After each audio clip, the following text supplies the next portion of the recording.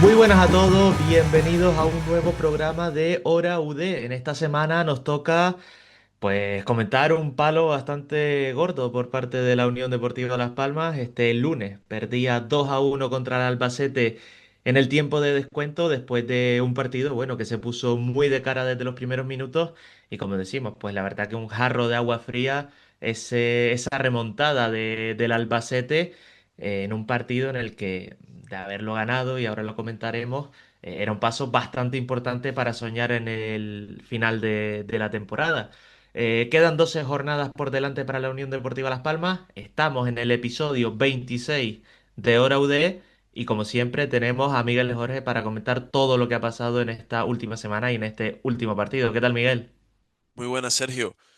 Un episodio complicado el día de hoy, que es una derrota donde por primera vez, por ejemplo, los jugadores no escondieron que estaban muy jodidos. Así como la mala racha, las sensaciones eran de lo estamos intentando, pero no sale. Las palabras de Kirian, de incluso de Luis García, al acabar el partido ayer en el Carlos Belmonte, daban señal de que en 6 minutos el golpe fue duro. Fue duro, pero son conocedores de que no hay tiempo para... Hay tiempo para analizar, pero debe haber poco para flagelarse y seguir con la culpa de lo sucedido en Albacete. Básicamente porque el domingo tenemos, Sergio, es que ya son 12 las que quedan y son 12 finales, porque tenemos a un Sporting que está octavo y está amenazando con entrar en puestos de playoff. Pero bueno, eso lo hablaremos más adelante. A grosso modo, en un mini resumen, tan bien iba la primera parte como tan mala fue la segunda. Yo creo que yo sí apunto, después de 26 episodios, que la derrota sí tuvo culpa ayer Luis García, o es el máximo responsable de la derrota contra el Albacete. Sí, totalmente. Luis García y los cambios que propone Luis García, por supuesto, creo que ahí notamos todos que se pierde parte del partido. Eh, Analizaremos porque no es, bueno, los goles también tienen su parte de pequeña, me saldrá la palabra.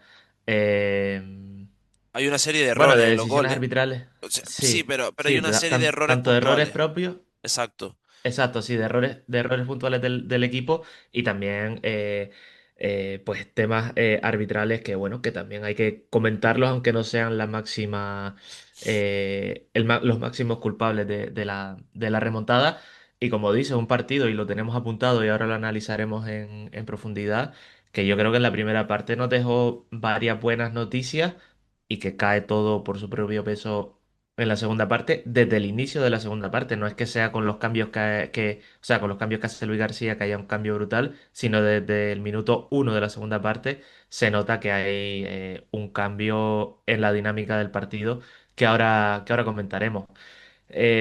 A mí me parecía antes de este partido que era importante no tanto para pensar en el ascenso directo, sino porque aprovechando los resultados de los rivales que venían por detrás, era para ya dar un golpe sobre la mesa y instalarse en el top 6 completamente, porque ya dejabas a más de un partido al séptimo clasificado, dejabas a dos partidos al octavo clasificado, la derrota te sigue dejando bastante cerca de los que vienen por detrás y al final eso le da moral y alas a los que están ahora mismo, pues eso, séptimo, octavo, noveno clasificado que todavía pueden mirar hacia arriba, así que un resultado que como decimos, duele bastante esta victoria del Albacete.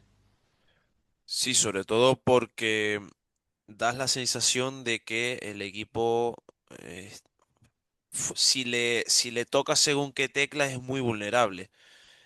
Mm, yo entendí, por ejemplo, que el Albacete saliera, era evidente, ¿no? Saliera en tromba en los primeros compases de la segunda mitad. Bueno, te lo puedo comprar. Pero una vez ahí, mm, bueno, lo dijo el propio Luis García, ¿no? Como que le dieron alas y le dieron gasolina. Y claro, a partir de ahí se creció el Albacete. Eh, Sobre todo porque no me cuesta entender cómo hay dos imágenes.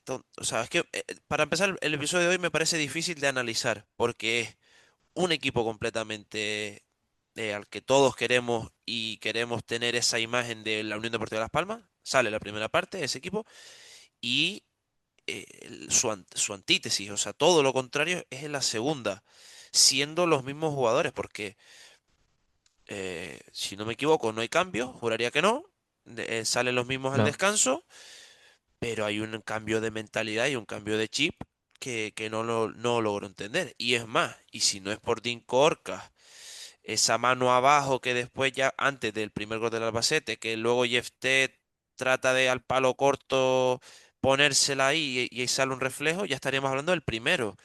Que Dean Corca salva dos o tres. Que es que ahora me fijo en lo malo.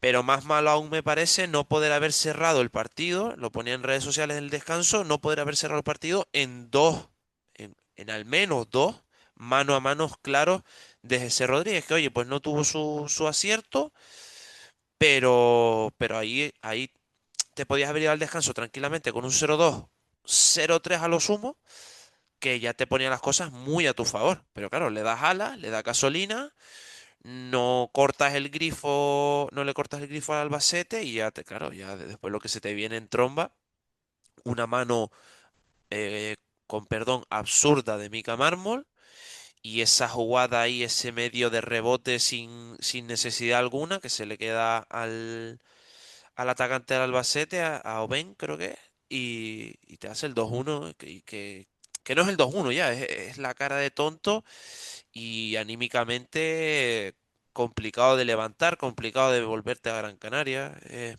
una derrota muy jodida, tío.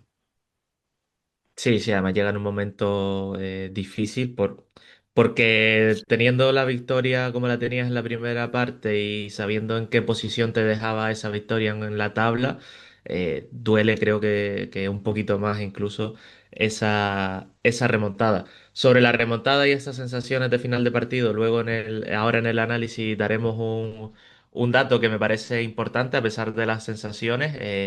Les invitamos a que se queden porque es como decimos, un dato que es bastante curioso a pesar de estas sensaciones que venimos repitiendo durante la temporada.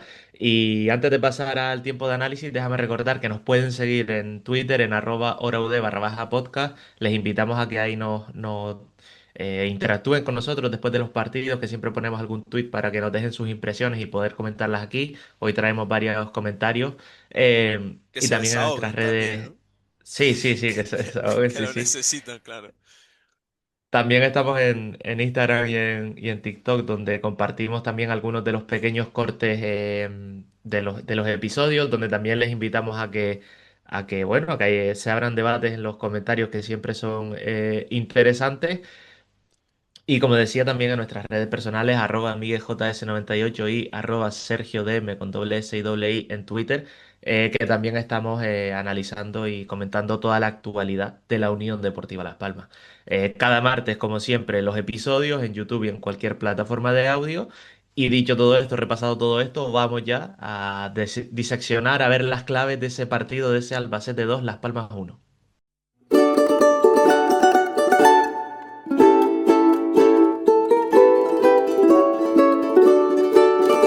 Pues arrancamos el tiempo de análisis, como siempre, Miguel, con la alineación. Cuatro cambios hizo Luis García, dos quizás muy esperados, ¿no? Los regresos de Barcia y Clemente, que si están disponibles, si no están sancionados, si están bien físicamente, entendemos que van a ser siempre titulares.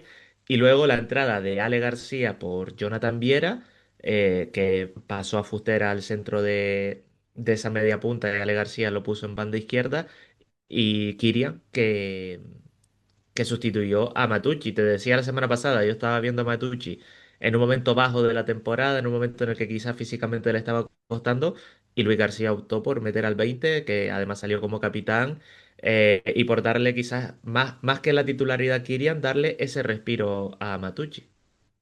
Sí, decíamos incluso que él parecía que pronto, una vez Kylian regresara al once titular, tiempo atrás pensamos que era lo yo dije el que iba a ser sacrificado, pero la semana pasada llegamos ambos tanto tú como yo, la conclusión de que Amatucci tenía toda la pinta de que iba a salir y así fue. Y me pareció una decisión correcta que fuera así. Creo que Las Palmas tuvo una muy buena versión o una versión muy sólida con balón, muy segura de sí misma, con las ideas bastante claras. Es que ahora analizo las palabras que te estoy diciendo y más coraje me da la segunda parte. ¿Cómo fue el equipo la segunda parte? Porque es que realmente para mí los primeros 45 minutos fueron de los más completos. Las Palmas fue inteligente. O sea, salió con un 11 para hacer precisamente todo lo que querían. Ser, intentar ahogar al Albacete. Tener la máxima claridad posible de cara a portería, que la tuvieron.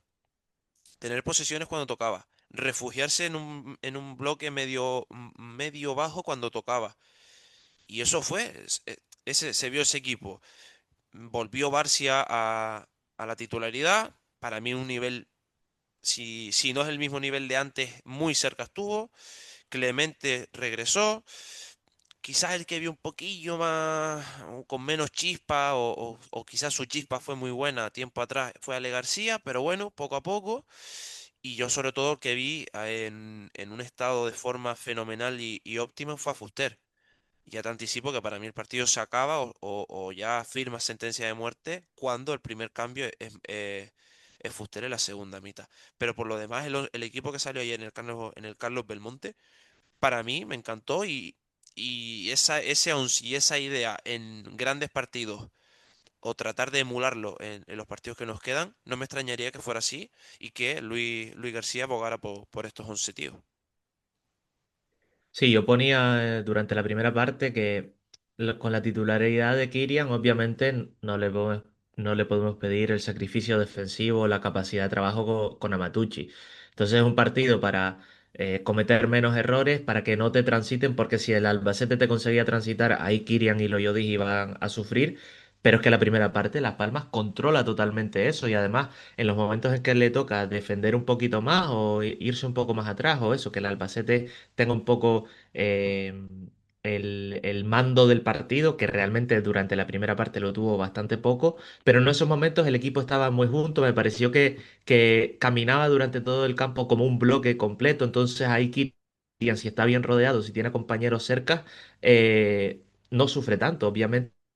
Las Palmas se puede permitir quizás estirar un poco más el equipo, ser un equipo un poco más largo, si el que está en el centro del campo es Amatucci, porque tiene más Exacto. capacidad para recorrer metros. Pero en este partido a mí me gustó mucho que Kylian quizás le daba ese empaste a todo el equipo para ir caminando en bloque, para ir subiendo en bloque todos y plantarse en campo rival. Y yo creo que sobre todo los primeros 15 20 minutos es de un equipo por momentos, de ese ritmo que nos han imprimido Racing, Castellón, ese toque muy vertical en la frontal del área, toques muy rápidos, combinaciones muy rápidas. Con una Ale García, tú decías que te faltaba un poco de chispa. A mí me gustó esa profundidad que dio por banda, cómo buscaba constantemente los desmarques a la espalda del lateral. Em, Te digo, los primeros 20 minutos a mí me convencieron muchísimo de la Unión Deportiva Las Palmas porque creo que hubo muchísimas buenas versiones de jugadores y creo que todo empezaba porque Kirian dirigía y porque Kirian tenía mucho tiempo para pensar y mucho espacio para pensar. Creo que ahí falló el Albacete y que una vez en la segunda parte lo, lo consigue corregir y quizás le cae un poco más encima a Kirian y además Kirian físicamente baja, ahí creo que desaparece completamente el equipo. Lo que decía sobre Fuster, a mí no me terminó de convencer tanto su partido, no como para cambiarlo en el minuto 63, por supuesto, pero me pareció que no fue del todo brillante o no estuvo del todo acertado como ha estado partido atrás. Igualmente, siguió siendo importante en la creación de todo el juego en la primera parte y bueno, dio esa asistencia a Miyashiro en otra jugada a balón parado de Las Palmas. Sí, decía lo de Fuster porque creo que esa claridad o ese nexo, o sea, para mí al fin y al cabo, Kylian es el que comanda, ¿no? Es entre que tu centro del campo y la defensa, pues eres tanto el desahogo para uno como el desahogo para el otro. esa conexión la lleva Fuster en zona de tres cuartos, para mí. O al menos el que a día de hoy más claro tiene cómo atacar y cómo llevar el ritmo, el tempo en el ataque. Porque yo vi que cada vez conecta mejor con Miyashiro, se entiende muchísimo mejor con GC, GC ya lo entiende, ya lo lee, porque GC antiguamente solo leía a Viera. Ya no, ya lee a casi a la gran mayoría de sus compañeros. De ahí que me costara ver que el damnificado en la segunda parte tenía que ser Fuster. Y en cuanto a la primera parte, los 20, sí, los 20, 22 primeros minutos que tú dices son de equipo candidato a ascender. O sea, aunque suene ya a tópico o a pantomima, el planteamiento inicial de Las Palmas en campo del Albacete, en campo rival ya del Albacete, es de un equipo que tiene que estar entre los dos, tres primeros siempre, por cómo plantean cada duelo individual, por las ideas, la claridad de tener el balón con Miyashiro para que enseguida conecten ya al espacio un poquito con Ale García. Y si ahí encontramos un pase de primeras para Fustero o GC, que fue como llegaron los uno contra uno, mejor que mejor. Si es cierto que ya incluso una vez con el 1-0, llega un momento donde no tiene esa necesidad de seguir yendo en quinta marcha en autopista, recoge un poquito cable y le entrega el balón al Albacete, pero la entrega y ya está. No es, toma, entrega y te domino, que sí fue lo que para mí pasó en la segunda mitad. Hay una diferencia, porque el equipo ya en la segunda parte se parte demasiado, ya el Albacete encuentra que según qué espacios puede hacer daño, va a pares con Kirian. Al fin y al cabo, la primera parte, Kirian brilla mucho porque estaba muy suelto. Detectaba qué zona podía darle el desahogo al equipo y para el otro lado. En la segunda mitad no, en la segunda mitad está claro que igualan a Kirian, ya después con Amatucci, claro, ¿qué hubiera sido lo ideal? Que con Kirian hubiera seguido el bloque juntito, ese cuadrado juntito y no el equipo estirado. Ya tú una vez en la segunda mitad desactivas a Kirian, entra Matucci, se estira el equipo, por lo cual es un caos, un ida y vuelta que dijo Luis García que eso no les viene bien, para nada. No me es casualidad que la mejor versión de la Unión Deportiva Las Palmas en la primera parte sea con la filosofía y con la idea que quiere tener Luis García, de orden, de todo bien controlado, de nada de pérdidas innecesarias, todo muy cauto, muy plano, muy lineal todo. Y ya tú en lo lineal tú encuentras dónde ponerle un pico o dónde ponerle esa sensación de ataque. Te digo, me da mucha rabia y mucho coraje porque tan buena fue la primera parte, tío, como tan radicalmente mal fue la segunda. Sí, es que estamos hablando, y repito, de una de las mejores primeras partes de la temporada, de uno de los mejores minutos de Las Palmas durante la temporada. Este equipo al final, lo de no sufrir en defensa, lo ha hecho durante muchas veces este año. Lo de robar en campo rival, lo ha hecho en muchos partidos, en muchos momentos durante este año. Pero para mí, esa, esa capacidad de combinar tan bien y tan rápido en frontal de área, Jesse dejando de cara, de tacón, Fuster abriendo rápido a las bandas, Ale García apareciendo, Kirian entrando en ese juego.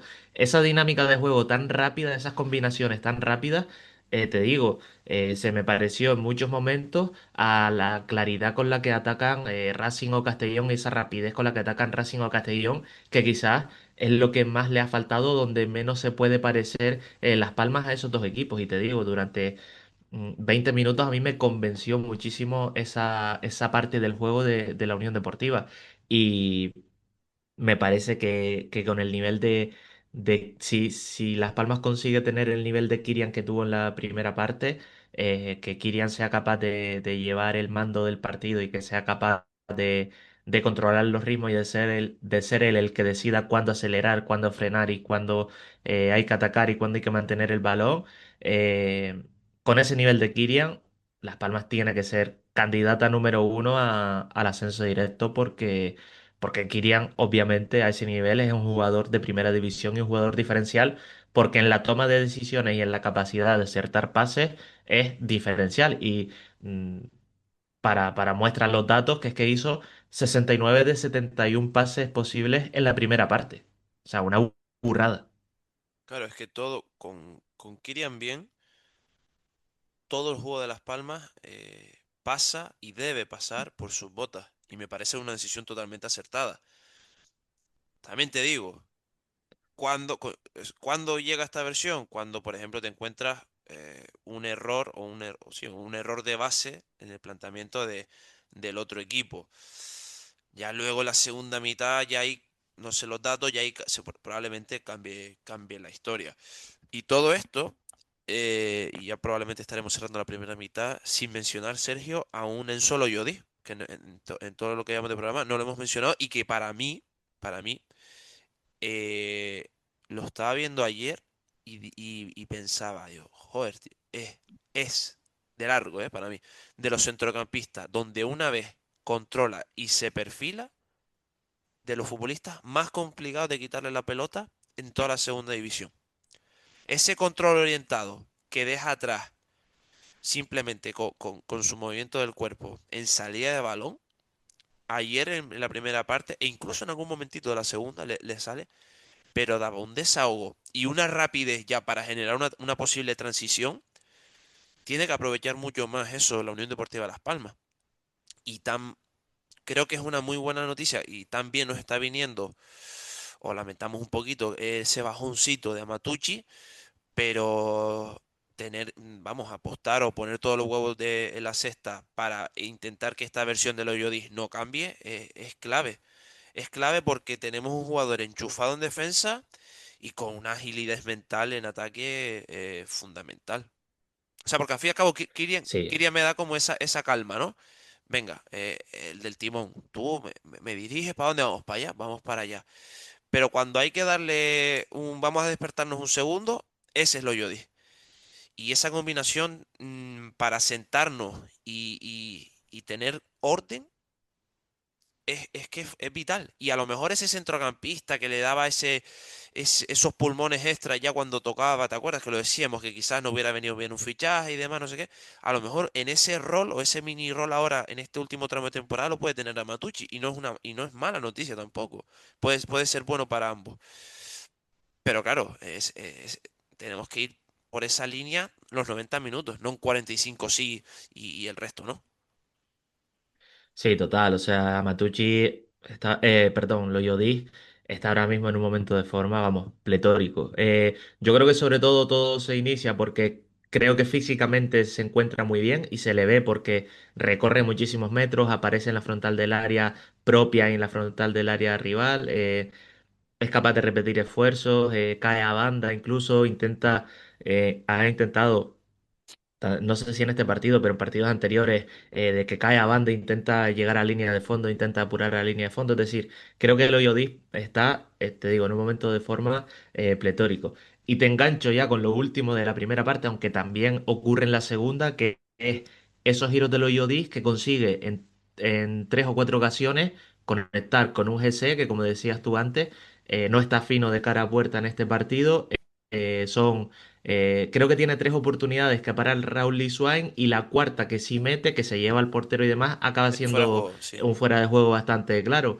La que mejor decide fue un fuera de juego, que hubiera sido el 0-2, pero realmente tiene ese tres oportunidades y estoy seguro que dos de ellas al menos, con un pase de Loyodi después de un giro de los giros que tú comentabas ahora, y no está de fino de cara a puerta ese que pudo dejar sentenciado el partido en la primera parte. Y si no me equivoco, también tuvo otra en la segunda sobre el minuto 60-70, que era bastante clara.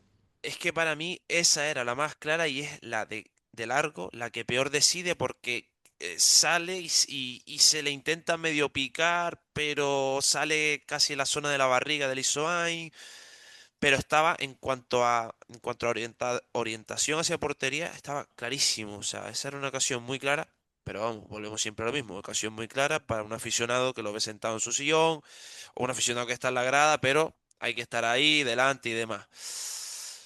Pero eso sobre todo en la segunda parte, con un Albacete que estaba con el chup chup caliente, generando ya los primeros avisos a Dinko Orcas, lo hubieras matado ahí. Lo hubieras matado, un 0-2 se le complica al Albacete, se lo hubiera complicado muchísimo. Pero yéndonos a la segunda parte y entrando, si te parece, lo comenté antes de pasada, me esperaba y era normal, ¿no? Al fin y al cabo, creo que el Albacete llevaba un mes y medio sin ganar, esperaba bueno, esa reacción. Y si te fijas, eh, la reacción se nota ya sin, incluso sin balón, sin cara a portería, en la intensidad con la que iba a los duelos, muchas faltas en el inicio de la segunda mitad, iban todos en una marcha más, en una revolución más. Claro, una revolución más en los juegos, en los lances de juego que se trasladó a, a sentirte presionado y no salir con la claridad con la que salías en la primera parte, que a la postre ya con los cambios se traslada en esa marcha más de cara a portería y a los goles en consecuencia. Sí, o sea, es que era esperable esa salida del Albacete en la segunda parte. El tema es que Las Palmas en ningún momento consigue contrarrestar y consigue igualar la actitud del Albacete en la segunda parte. Y a raíz de esa actitud distinta, crece muchísimo el equipo local y Las Palmas se viene abajo. Como te decía antes, yo creo que también se explica un poco por qué Kirian, a partir del minuto 55-60 ya no da para más, acaba Ujú. saliendo en el 63. Me parece que ese bajón físico de Kirian es importante, también porque el Albacete ahoga y consigue que Las Palmas no consiga salir a través del 20. Me parece que Ale García también se nota un poco su bajón físico, que quizás en la primera parte, aunque no fuera del todo brillante, sí que daba esa amenaza al menos al espacio y demás. Y también me parece importante que Gese quizás los 3-4 duelos que le mandan arriba para que intente ganar y un poco Las Palmas poder salirte atrás, no lo gana y a partir de ahí pues el Albacete te roba, te consigue atacar de nuevo, te roba, te consigue atacar de nuevo y te va encerrando continuamente en tu campo. A partir de ahí como digo, yo creo que Las Palmas no iguala en ningún momento esa actitud y esa marchita más, como tú decías, y entramos luego ya en el tiempo de los cambios y en el tiempo de cuando intenta meter mano Luis García, que no sale por completo. Yo primero tenía la sensación de que los cambios deberían haber llegado antes. Me parece que se hacen demasiado tarde cuando Las Palmas ya estaba sufriendo en exceso. Y luego Pero las del decisiones en 63 muchos en de los adelante, cambios. dices tú, ¿no? O sea, porque para mí un cambio en el 63, medio que, pero después hay un tiempo muy largo entre el No, 63 y a el mí me siguiente. parece que ya después de los primeros 10 minutos se veía que Kylian estaba sufriendo. Yo veía a Ale García ya que no estaba del todo fino.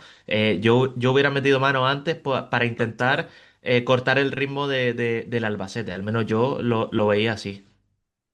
Yo tenía la sensación de que porque la segunda parte te lleva a sacarte de un esquema, porque yo vi más recogidito a Miyashiro, ya la segunda parte tenemos a Jesse en punta claramente, un poco casi en una isla, que yo creo que es lo peor que le puede pasar a un delantero, y más siendo un delantero de Las Palmas. Toma mi niño, a ver si casas alguna y búscate tú las papas.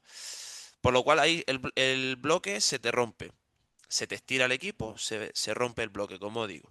Pero los cambios te daban una oportunidad clarísima para ponerte, ahora sí, en un 4-4-2, pero en tu tradicional 4-4-2, claro y sellado, posición por posición, pero juntito y súper compacto. Que quieres jugarte, quieres salir la segunda parte a sufrir y a jugártela a sufrir, perfecto. Pero que tus cambios sean piezas idóneas para ese 4-4-2, juntito y replegado. Kirian está fundido, perfecto, no pasa nada. Entra Montucci, ahí tienes un cambio. Pero si ya los que tienen la punta de velocidad, que son Ale García y GC, ya empiezan a escasear, porque evidentemente Miyashiro tiene gasolina para él, para volver de Japón, para aquí para atrás, coño, quitas a Ale García y quitas a GC y puedes poner a Benedetti, ya tienes un perfil que te fija más por dentro. Creo que era un partido más físico. Es que no necesitabas ni tener balón. Necesitabas trincar los machos. Pones a Benedetti y si quieres como máxima punta, máxima referencia e intentar cazarlas medio tal, te compro hasta Sandro. Venga, perfecto, te lo compro. Y ya, no hay necesidad de ir a Viera, que sabes que físicamente en un partido que la exigencia tiene que ser de un 90 o más, no te va a entrar. De hecho, la primera falta que hace es tarde y mal a puertas, porque llega tarde y fuera de su zona. Y tienes a Benedetti, que probablemente esté más comprometido, lo metes más juntito por dentro, junto con Fuster, y ya tendrías Loyodis, Matucci, Fuster y, y Benedetti. Tienes cuatro tíos ahí en un rombito prácticamente, lo que tú quieras. ¿Que quieres meter incluso a Miyashiro? Lo metes. Y si no, dejas a Sandro en punta.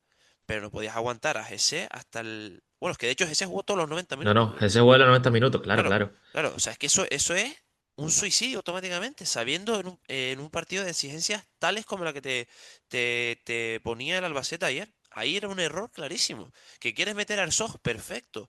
Pero no me metas a Pejiño sabiendo De carrilero derecho. de carrilero derecho, sabiendo, claro, porque Pejiño incluso para picarte al espacio ahí en la isla que te digo, pues, pues medio te lo compro. Pero no me lo metas, que mentalmente está regulín, no lo metas de carrilero derecho. Que quieras a Cristian, la perfecto, Cristian, no pasa nada. Adelante. Incluso tuvo una que casi medio sale por la banda.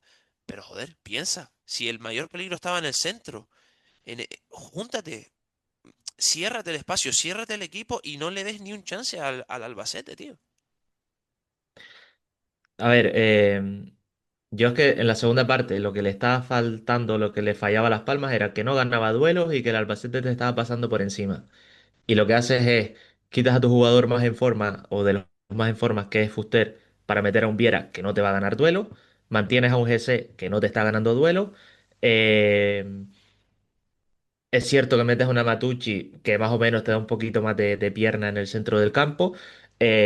Lo de Amatucci tenía sentido, aunque realmente Las Palmas ahí lo que pierde es esa capacidad de asociación con Kylian, pero bueno, lo de Amatucci tenía sentido. Para mí lo de Cristian tenía sentido, viendo que Castanis no está contando con él en las últimas jornadas. Para mí lo de Cristian tenía sentido por Ale García, por darle ese vuelo a la banda. Eh, y luego lo de los dos cambios, de quitar a los dos laterales para acabar con una defensa de 5 con Herzog, Barcia, Mika Mármol, meter a Cristian de carrilero derecho y meter a Pejiño de carrilero, a Cristian de carrilero izquierdo y a Izquierdo. Pejiño de carrilero derecho, es que me parece increíble. Y luego, y vamos ya a esos dos goles, es que el segundo gol viene con un centro al segundo palo, que es donde se supone que debería estar ese Pejiño, que es que lo que no entiendo es teniendo a Alex Suárez, ¿por qué intentas poner a Pejiño ahí cuando en un partido o en unos 5 o 6 minutos finales lo que te toca es sufrir, defender y demás? El jugador que menos pienso para sufrir y defender es Pejiño. Claro, o sea, yo es que no sé si Viti y Clemente estaban reventados, que no podían más o demás, pero joder, que quieres, vuelvo a lo mismo, que quieres un ancla, quieres un poquito más de solidez, o incluso duelos aéreos. Es que ya, vale, no confías en Alex Suárez, pero ya, juégatela con Iñaki. O sea, que es un perfil también súper defensivo en según qué momentos. Juégatelas por ahí porque el Albacete o te va a intentar buscar las espaldas de los centrales a ver si le caía a este, pues ahí tienes un perfil que se te cierra más dentro, que es Iñaki. No metas a un pejiño que mentalmente, repito, no está. Y defensivamente, sus mayores cualidades, no, es que no son defensivamente sus mayores cualidades, es que son cosas, si no has hecho esto en 30 jornadas o en 29 las que llevemos, no lo hagas ahora, tío. Es que hay un error clarísimo ahí. Por eso es que sale señalado y es que es muy difícil no señalarle. Sí, sí, Luis totalmente. García me refiero, ¿eh? No, no, no, Sí, sí, sí, sí, Luis sí. García. Comentaremos también los cambios en el tiempo de debate porque da para largo. Lo cierto es que el Albacete mete dos goles en el descuento. Primero el penalti de Mika Mármol. Lo decías antes, un error puntual de Mika que no puede saltar con esas manos en alto. Y luego, pues ese segundo gol de Oben que bueno, que es un centro al segundo palo, que queda el balón ahí muerto dentro del área. Nadie es capaz de defenderlo, de sacarlo fuera. Y el Albacete termina remontando y llevándose una victoria espectacular para ellos y un jarro de agua fría impresionante para la Unión Deportiva Las Palmas. Así que bueno, así fue el partido, este es el análisis y las claves. Pasamos ahora ya al tiempo tiempo de actualidad y debate y seguimos hablando sobre todo lo que ocurrió en ese Albacete 2 Las Palmas 1.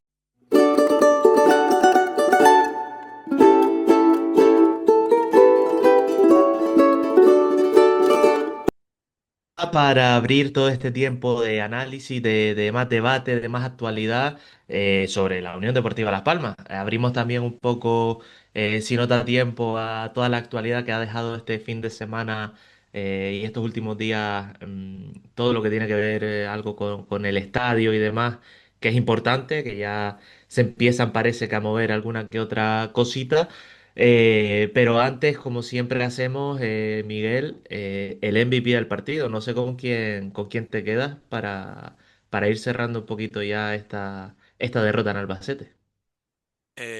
Yo hasta el minuto 90, que íbamos 0-1, pensaba en Loyodis o Barcia, pero una vez termina el partido, apago la tele y digo, si no es por Dinko Orca, y creo que esta sensación no es la primera vez que la tengo, si no es por el meta croata, creo que nos hubieran caído.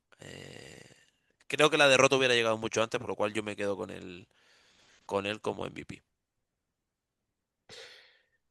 Pues voy a estar de acuerdo contigo porque me parece que yo esta mañana llegué a la misma reflexión. Si no es por Orca, igual estamos hablando de que la remontada es en el minuto 70 o 80, Exacto, no en el descuento. exacto, Sí, esa es la que totalmente. tenía yo.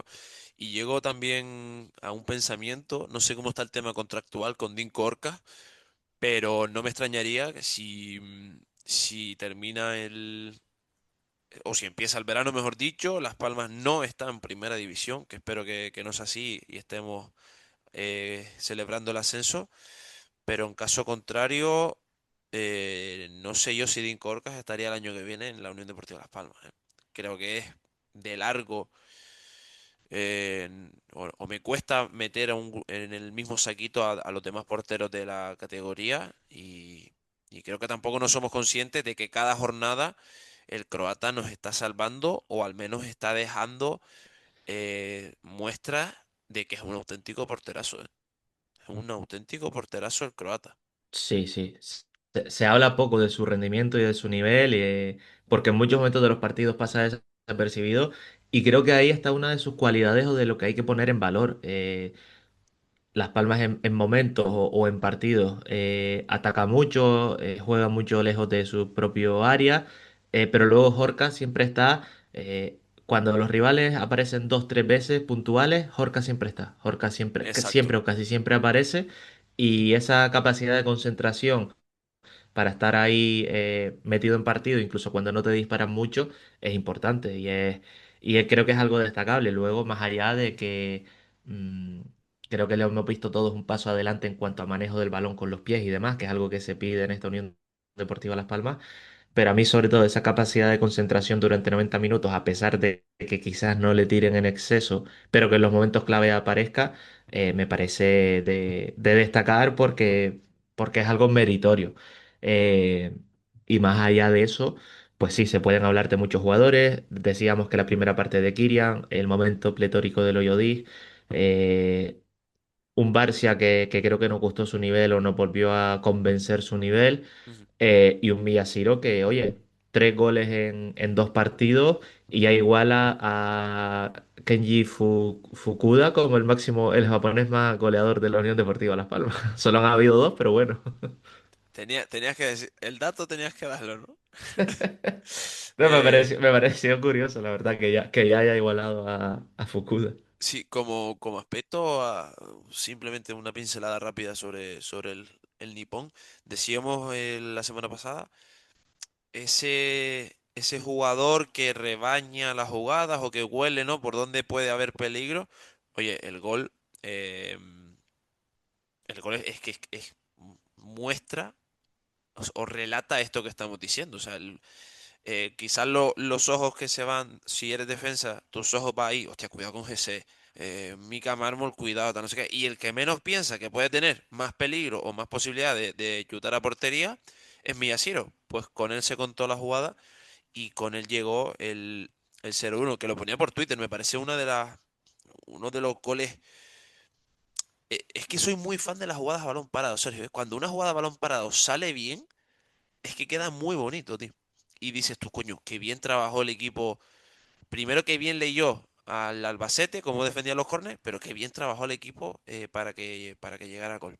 Pero bueno, no vale de nada esto, ya que después nos encontramos los goles de la remontada y sobre todo, si quieres, tocamos antes de los comentarios y demás, rápidamente, si te parecieron polémicos o hubo polémica arbitral en los goles del Albacete. Rápido. A mí me parece que los dos son susceptibles de anularlo. Susceptible de honor. O sea, el penalti puede pitar dos faltas, tanto a Barcia como a Mica Mármol antes.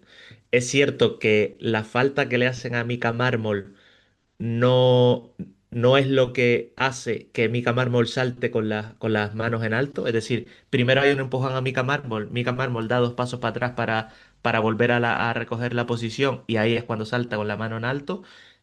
Pero me parece que se podrían pitar. Eh, Aún así, una vez le da en esa mano, o sea, es muy parecida al penalti que se pita la semana pasada que mete Jonathan Viera. Es un remate que choca en una mano que está fuera del cuerpo, por decirlo así.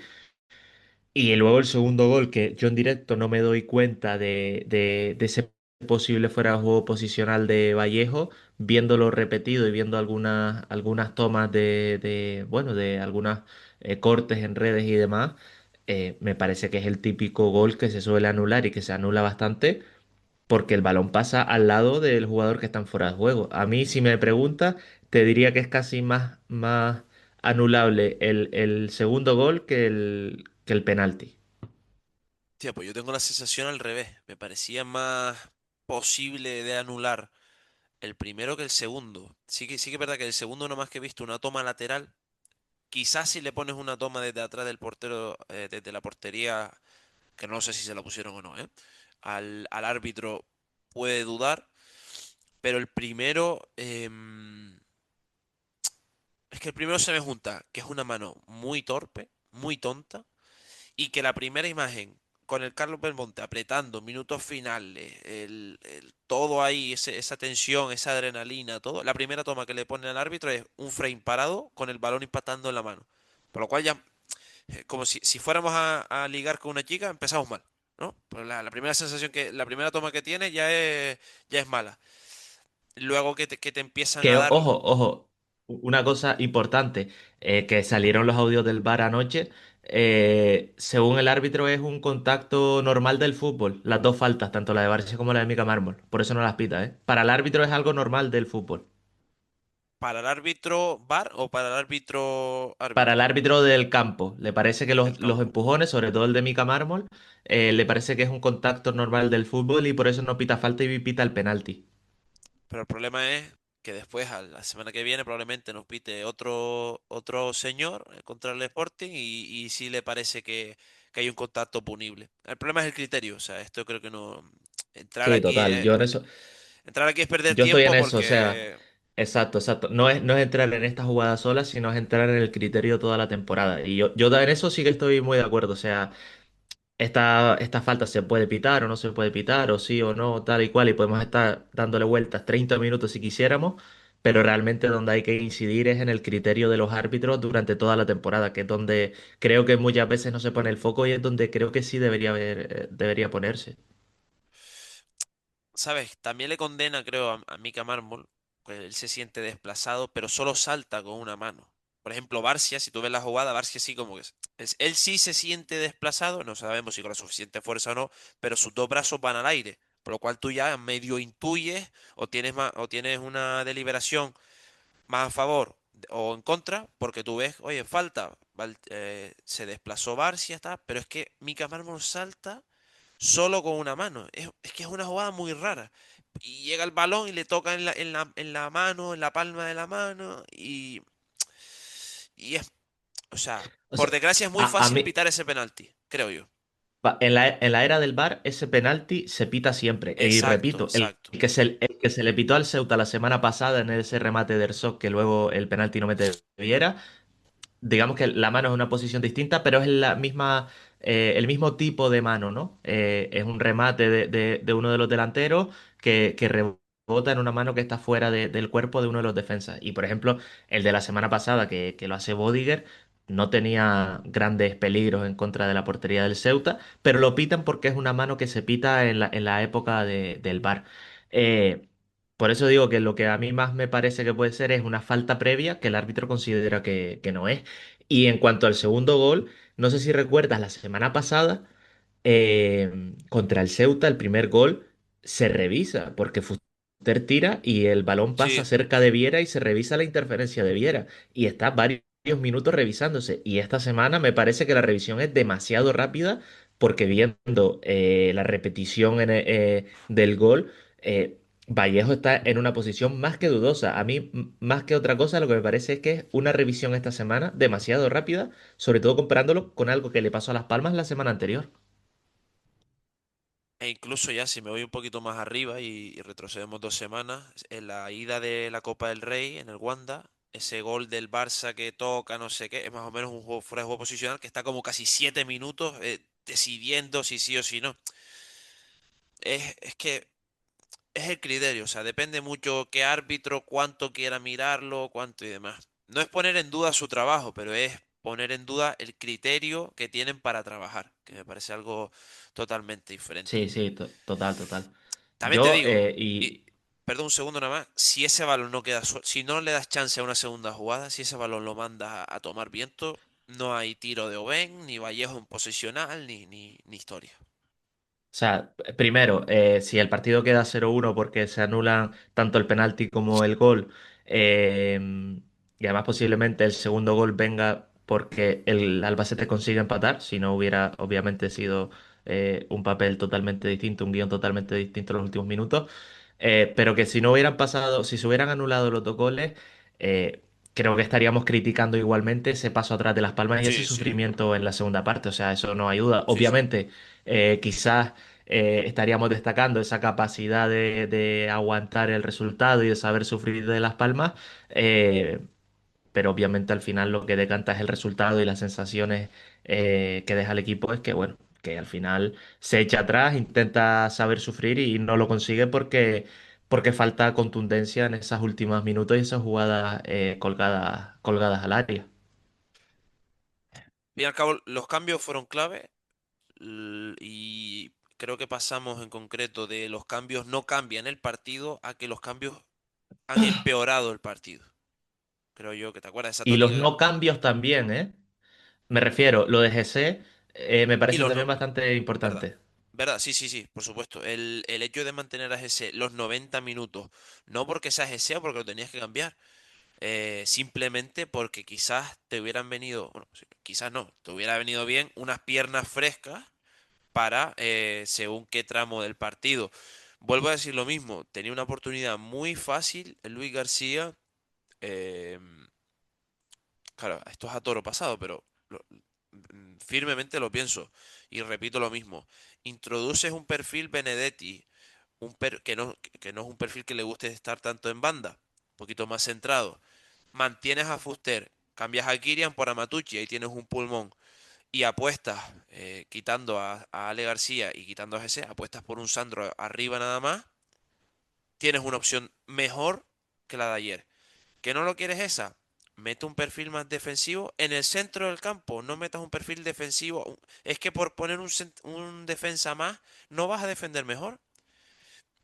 ¿Quieres a Herzog? Vale, venga. Incluso Herzog te lo compro. No mandes a Pejiño al lateral. Blíndate por dentro. Que vengan los centros laterales, todo lo que quieras, pero te blindas por dentro. Con Iñaki, con Herzog si quieres, venga, mételos ahí. Pero no mandes a Mika Mármol al costado, si ese central lateral izquierdo.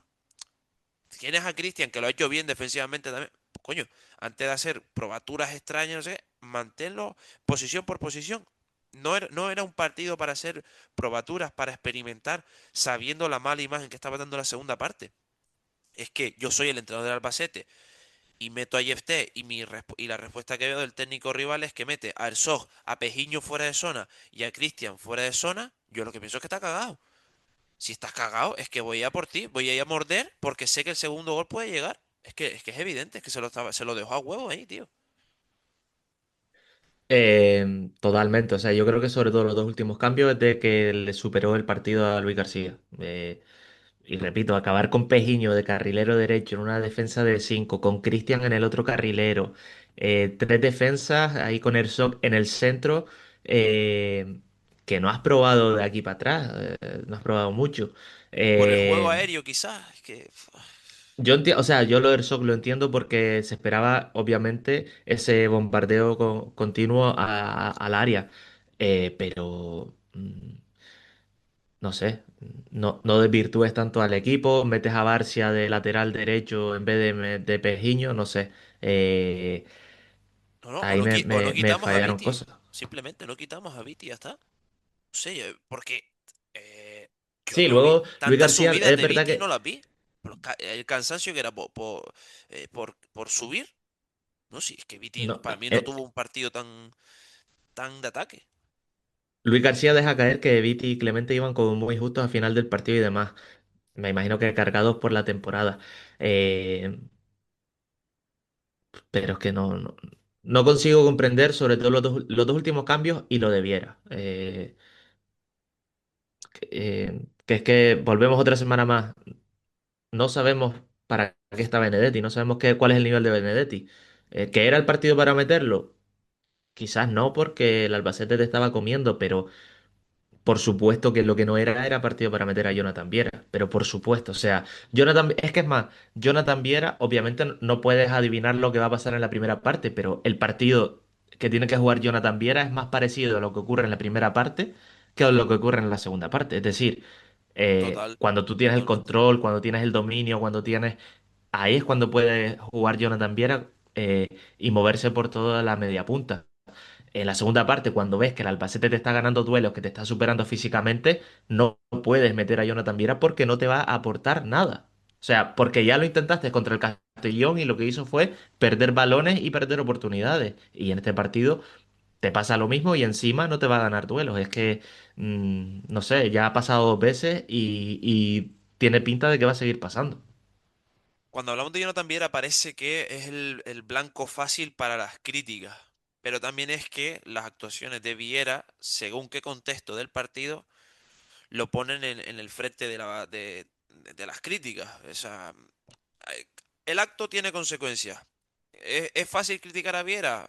No es que sea fácil, es el que más se expone porque quizás es el que menos da cuando está claro que la segunda división o corres a tiempo y bien o vas mal y tarde. Y eso no lo hace. Y porque es el que más nivel le hemos visto jugando de amarillo. Es que obviamente también todo, o sea, el recuerdo que tenemos es de un Viera determinante en segunda división, muy superior en la categoría, pero ya no es ese Viera, obviamente. Ni era ese El problema es fútbol, que, Sergio, lo siento, ni no, era el no, fútbol. pero, De la época ese de Viera Prime, por como se dice ahora, eh, ni está en su prime ni está en el mismo fútbol actual. Por lo cual, niño, no, no, o evolucionas o te estancas, tío. pero por eso, y por ejemplo, el partido pasado contra el Ceuta tiene tiempo para pensar, tiene más hueco, no le apretan tanto, jugó desde el inicio y no hizo un mal partido, pero es que hay que saber los contextos de partido y parece que Luis García eso no lo sabe leer con Jonathan Viera, o sea, lo mete en cualquier contexto y en cualquier momento de partido cuando no debería hacerlo. Exactamente. Repetimos que parece el blanco fácil de las críticas, pero es que quizás se debe exponer a las críticas por sus malas actuaciones en... Es que me parece que el partido del Castellón es uno de los momentos más importantes de la temporada. Pero es que la derrota de ayer puede ser de los momentos también más determinantes de todo el año.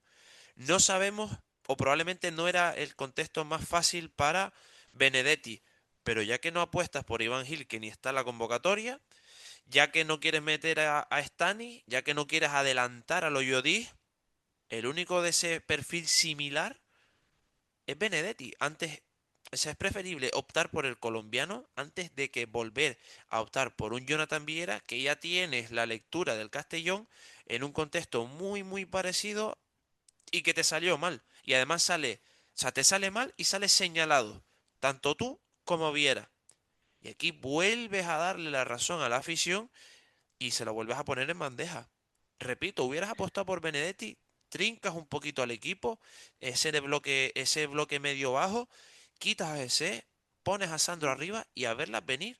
O incluso que no, que Sandro, que también, mira, Sandro no jugó ni un solo minuto. Viera también puede no jugarlo según qué partido y no pasa nada. No es que se me va a enfadar Viera. ¿Y qué más da? ¿Y qué más da? Sale más enfadado en partidos como este. Y ese cambio de Pejiño, pues metes ahí en punta por GC y ya está. Que la mayor cualidad de Pejiño que es que te pica el espacio, que aprovechas la velocidad, pícalo con él. Pero no, pero ni me dejes a Viera, ni me mantengas a GC y ni me pongas a Pejiño en una zona donde no es la suya. Y estabas hablando del blanco de las críticas, Viera y demás y tal. Obviamente sí, porque no responde en estos momentos o no está respondiendo en estos momentos. Sobre todo ponemos el foco en Castellón y este partido, pero también es culpa de las decisiones de Luis García, por supuesto. O Por sea, al supuesto. final el que lo empuja a que falle, el que lo empuja a eso es Luis García, que lo mete en momentos de partido donde no toca. Decíamos contra el Castellón que sobre el papel, si no ves el partido y te lo dan en un papel, tú dices, pues tiene sentido que entre Kirian, que entre Viera para acumular balón con un jugador más, para tener posesión y demás. En este partido eh, es que no tiene sentido la entrada de Viera, repito, no tiene sentido porque te está ganando, te está superando el Albacete físicamente y entras un jugador que lo que menos te va a dar es físico y ganar duelos. Es que cae de cajón, vamos. Eh, y uno de los comentarios que tenemos esta semana en redes es justamente por este sentido, no solo con lo de Viera, sino con el resto de jugadores que hemos comentado. Decía Pedri Valerón, arroba Bimboro69, nos dejaba un comentario después del partido, nos decía, la culpa es del entrenador, terminamos con Jesse fundido, más Pejiño de lateral, más Viera que no hace nada de nada y juega por contrato. Termínalo, termínalo. Espérate, quiero que No, termine. ¿Cómo coño vas a ganar? Dice el aficionado, ¿no? Mm, mira, es que razón no le falta, o sea. no, es que es lo que venimos diciendo, más o menos lo que todo el mundo vemos, y realmente a mí las declaraciones o cómo lo intenta defender Luis García después del partido tampoco termina de convencer eh, en uno de los partidos que, como estamos diciendo, más falla o más mm, porcentaje de culpa tiene el entrenador y la gestión del entrenador de los cambios. Ay, venga, vamos a poner voy a intentar poner un poco de optimismo, que no lo hay, porque es que yo creo que si tú le das... o sea, si anoche le hubiera dado el micrófono. Primero, la opción de hablar, ninguno hubiera hablado, pero si le hubiera dado un micrófono a Miguel Ángel Ramírez, se hubiera acordado hasta de la tía abuela de Luis García más de una ocasión. Ahora bien, eh, decía esta mañana, escribía que creo que el entrenador aprenderá de esta y creo que no le queda más remedio que aprender. Me parece porque me parece que aunque se equivoque, que al fin y al cabo no deja de ser un entrenador relativamente joven y no con un bagaje amplio, o al menos, bueno, o sea, al fin y al cabo, es casi un principiante en segunda división en comparación con otros. Es normal que falle, normal que se equivoque, al igual que puede equivocarse, pues ese con un tiro, Dean Corcas una parada, Barcia con un salto de cabeza, etcétera. Sí que creo que l- hasta los más esperanzadores, de los cuales me meto ahí, es el último chance para decir, ya fallaste por la gestión contra el Castellón, por ejemplo, y ahora vendrá tu dato, aunque en verdad el primer fallo grande como tal es la derrota de ayer, pero en cuanto a sensaciones, se chafó contra el Castellón, contra algún que otro equipo también se ha chafado, contra el Ceuta y demás. Creo que aprenderá, recapacitará. Al fin y al cabo, hoy sale el sol, mañana saldrá el sol y veremos quizás otra toma de decisiones diferente, estoy segurísimo, contra el Sporting a la que vimos contra el Albacete. Quiero darle ese chance porque realmente me parece un staff técnico que conoce bastante a la plantilla, conoce cuáles son las mayores virtudes de la plantilla, pero también un staff técnico que lo veo a veces muy irregular y que a veces es fácil de que el castillo se te venga abajo. Pero, vuelvo a decir lo mismo, creo que vamos a darle o voy a darle ese ápice de esperanza a que no vuelva a ocurrir, aunque a día de hoy, martes, perdón, suene complicado dárselo.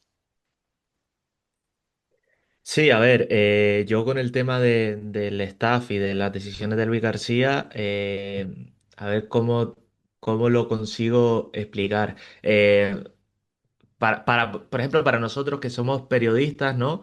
Eh, hay un concepto y demás que es la autocensura, que en muchos momentos no es que nadie te obligue o te impida hablar de cosas o de comentar cosas, sino que el propio periodista, el propio profesional, eh, por, por- porque es humano, se autocensura de hablar de temas o de no comentar cosas o de eso.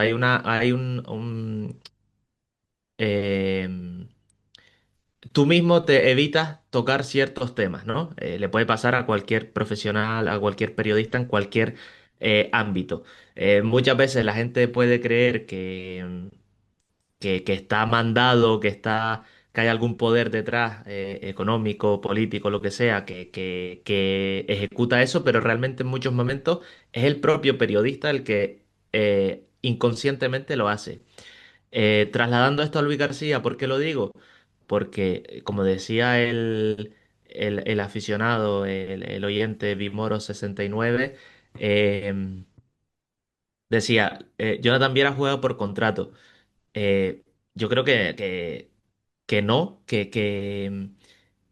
que puede parecer que Luis García esté obligado a meter a Jonathan Viera y demás, pero yo creo que en muchos momentos ve esos pesos pesados que tiene en el banquillo, ya sea Viera, ya sea Sandro, ya sea Kirian, ya sea GC, y muchas veces Luis García, el propio Luis García, se autoobliga a tener que meterlos, a tener que darle bolas, a tener que intentar meterlos en la rueda, y muchas veces peca de quizás no hacer apuestas un poco más arriesgadas por meter en la rueda y por tener contentos a esos pesos pesados. En este caso, estamos centrando mucho en este partido en Jonathan Viera. Yo creo que por ahí también se entiende un poco la toma de decisiones. O sea que posiblemente ni Luis Helguera, ni Miguel Ángel Ramírez, ni nadie le haya dicho a Luis García, oye, Jonathan Viera tiene que jugar X minutos, sino que es el propio Luis García el que se autoimpone el meter al 21 en este caso.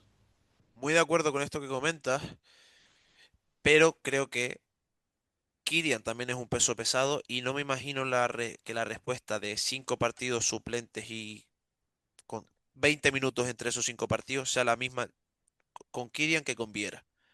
Creo que también es conocedor de Luis García de prefiero meterlo antes de que se me enfade a dejarlo fuera tanto tiempo seguido a que pumba me pete el vestuario. Total. A priori, aunque suene mal, suena más mal mm, por quién es o por el ego de Viera que otra cosa, pero creo que por ahí pueden ir los tiros. Sí, totalmente, totalmente. Y lo que decías, esto de que Luis García podía aprender y demás, te respondían a ti también, al Pispa 1959, decía, y a base de aprender nos termina dejando en segunda otro año más. Aquí hay que venir a aprendido, y como no es la primera vez que se pierde por su deficiente gestión de partido, volverá a hacerlo y nosotros a seguir lamentándonos. Ya entiendo por qué lo echaron del Español. Bueno, su salida del Español se entiende porque entre otras cosas, porque la propiedad apretaba bastante, la propiedad china en aquel momento del Español.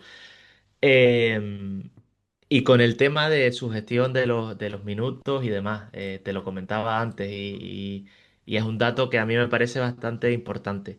Obviamente la sensación es que esto ha pasado muchas más veces, que hay muchísimos partidos en los que Las Palmas ha terminado sufriendo y me parece que es así y es real la sensación de que en muchos momentos Las Palmas se echa atrás, que cuando consigue ventajas se dedica casi más que a defender que a atacar o se dedica a contemporizar los partidos y a dejar que pasen los minutos. Eh, en muchos momentos eso ha llevado a que el rival se destape y Las Palmas termine marcando un segundo, un tercer gol. Pero realmente lo de este partido, lo de este lunes, es la primera vez que ocurre en toda la temporada. Es decir, es la primera vez que a la Unión Deportiva Las Palmas le remontan un partido que se pone por delante, que se pone ganando. Son 16 veces que se ha adelantado esta temporada Las Palmas, 12 victorias, 3 empates, que son en la jornada uno contra la Andorra, eh, el empate en Ceuta y el empate contra el Castellón de hace 2 semanas. Y esta derrota contra el Albacete, como digo, es la primera vez que le remontan a la Unión Deportiva Las Palmas. Por tanto, las sensaciones son unas, y estoy de acuerdo en que no es la primera vez que parece que Las Palmas acaba el partido sufriendo, pero realmente este acabar sufriendo, este contemporizar o aprovechar las ventajas mínimas en el marcador, ha ocurrido durante toda la temporada y ha salido bien durante gran parte de la temporada, y jornada 30 ocurre por primera vez que le remontan un partido a Las Palmas. Por tanto, estando de acuerdo con las sensaciones, tampoco nos volvamos locos porque, y lo hemos dicho aquí varias veces, este planteamiento de nos ponemos por delante y hacemos el partido larguísimo lo lleva repitiendo Luis García toda la temporada. Claro, aquí lo que juega en contra del staff técnico es que no es la primera vez que nos llevamos estas sensaciones. Por lo cual, esto es como que siempre me gusta poner ejemplos. No es que no es la primera vez que me pone los cuernos mi pareja, pero ¿a cuántas ha estado de ponerme los cuernos? Por lo cual, ya que más da una que otra, ¿sabes? Esa sensación, ya en la desconfianza ya te la llevas, esa sensación de hastío, de cansancio, de tristeza, ya se ha generado más de una vez en el aficionado amarillo. Y decíamos que cuando Luis García volviera a recuperar el tono con el equipo hace unas semanas, cuando llegara la hostia, evidentemente las críticas iban a ser por dos. Y aquí están. ¿Qué pasa? Que las críticas pueden ser con razón o sin razón. Y aquí creo que sí que es la primera vez de la temporada donde tiene que agachar las orejas el asturiano y escuchar el aluvión de críticas. Y ya está. Y la mejor manera de revertir la situación es plantándote el domingo a las 5:30 contra el Sporting en un rival directo y dando una buena imagen. Y mira, y decía mi padre hablando con él, porque me gusta a veces analizar los partidos con él también, que quizás va siendo hora y mira que yo soy optimista, de dejar de pensar tanto en el ascenso directo, ¿no? Si ganábamos ayer, estábamos a un punto ahí, tal y demás, y centrarte en la promoción. Y no me parece que tan desmedido que ese sea el discurso, quizás jornada a jornada o partido a partido. Tanto pensar, tantas matemáticas y demás, es que te desvirtúan y te hacen, creo que no poner el foco en lo que es la realidad a día de hoy, y es que eres el último que marca los puestos de descenso y una hostia o dos más te pueden dejar fuera, tío. Te pueden dejar fuera. Aunque parezcan que por número estás tan cerca del ascenso directo y tan cerca de salir, la sensación es que estás la sensación, perdón, es que puedes estar más fuera que dentro. Sí, total, total. Y yo también coincido en que lo primero, lo primordial es centrarse en ese playoff, porque si te centras en ese playoff, en mantener no en mantener, sino en asegurarte ese playoff, eso indudablemente te conlleva que llegues a las últimas jornadas con la posibilidad de apretar y estar en el ascenso directo, pero una cosa Exacto. conlleva a la otra. Y en vez de querer subir dos escalones seguidos, primero sube el primero y ya luego estarás más cerca de ese segundo. Me parece que es la clave. Cerramos este tiempo de debate y en un minuto un poquito de actualidad rápida sobre el tema del estadio que decíamos al inicio, porque han pasado dos cosas importantes o van a pasar dos cosas importantes que creo que la semana que viene vamos a tener mucho más datos para darle mucho más espacio y comentarlo con mucha más tranquilidad. Pero este lunes, ayer, mientras se jugaba el partido, iba acabando la reunión con el tema de la FIFA que vino a revisar a todos los estadios de España posibles para el Mundial. Se ha caído Riazor, se cayó hace algunos meses Málaga, por tanto, parece que van a entrar Valencia y Vigo, y que serán los 11 candidatos con los otros 9 que ya estaba. El Gran Canaria sigue, ya ha empezado la demolición de las primeras torres y demás, por tanto, se van moviendo cosas, parece que a bastante pocas marchas, a bajas revoluciones. Al Eh, golpito, ¿no? y sí, sí, sí, sí. Al golpito se va muy bien. Y este miércoles va a haber una rueda de prensa, se filtraba ayer en prensa también, y este miércoles va a haber una rueda de prensa porque se ha llegado a un acuerdo del club de la Unión Deportiva Las Palmas con el Cabildo de Gran Canaria para la concesión del estadio por los próximos 60 o 70 años, porque el coste de la renovación del estadio ha subido un 60% y Las Palmas va a poner ese dinero a cambio de poder explotar y de tener la concesión del estadio. Eh, Como decimos, es información de distintos medios de estos últimos días que mañana se va a poner sobre papel en rueda de prensa. Mañana nos referimos al miércoles 18 de marzo. Por tanto, cuando mañana escuchemos las versiones del Cabildo, del club de Miguel Ángel Ramírez y demás, lo analizaremos, lo debatiremos y lo comentamos la semana que viene. Así que invitamos desde ya a que en comentarios de este episodio nos dejen sus opiniones sobre esa concesión del estadio y demás, y así lo podemos comentar también y debatir la próxima semana en el próximo episodio. Eso es. Y en un minuto también vamos a repasar la jornada 30 y la tabla, pero en un minuto, minuto, ¿eh? Pone el cronómetro, Sergio, porque empezamos con un Mirandés 0, Cádiz 2, Cultural 1, Racing 2, Zaragoza 2, Almería 0, Valladolid 3, Leganés 2, Ceuta 1, Depor 2, Córdoba 0, Real Sociedad B 2, Granada 1, Andorra 1, Eibar 0, Burgos 0, Málaga 5, Huesca 3, Sporting 4, Castellón 1 y la jornada que la cerramos nosotros con ese 2-1 en el Carlos Belmonte, perdiendo. La tabla, ¿cómo queda? Racing líder, líder en solitario, 59 puntos. En ascenso directo, Deportivo La Coruña con 52, empatado a puntos con el Almería, que empieza esos puestos de playoff, como siempre, su tercera posición. Tenemos al Málaga con 51 puntos y después tenemos Castellón, 49 puntos. Las Palmas cierra playoff con 48. Y también por debajo está el Burgos a un punto y el Sporting a dos. Por debajo el Mirandés, 24 puntos, último, Cultural 27, Zaragoza 30 y Huesca 31 cierran el farolillo rojo. En un minuto, te lo dije. Clavado. Partido este fin de semana contra el Sporting. Hay que recordar el 0-0 de la ida. Por Obligados a ganar, tanto, el que gane no solo, o sea, si el Sporting no gana este fin de semana, no solo nos empata, sino que nos ganaría el Golaveras y por tanto estaría por delante en la clasificación. En caso de Las Palmas ganar, le mete 2 partidos al Sporting, que ahora mismo está a 3 puntos de Las Palmas. Y aparte ganaría ese Golaveras pensando en un futuro posible, acabar con iguales puntos al final de la temporada. Por tanto, partido muy importante de este domingo a las 5:30, cinco si y media, no, cinco si y no me media, sí. equivoco, en el Estadio de Gran Canaria. No sé cómo lo ves rápido.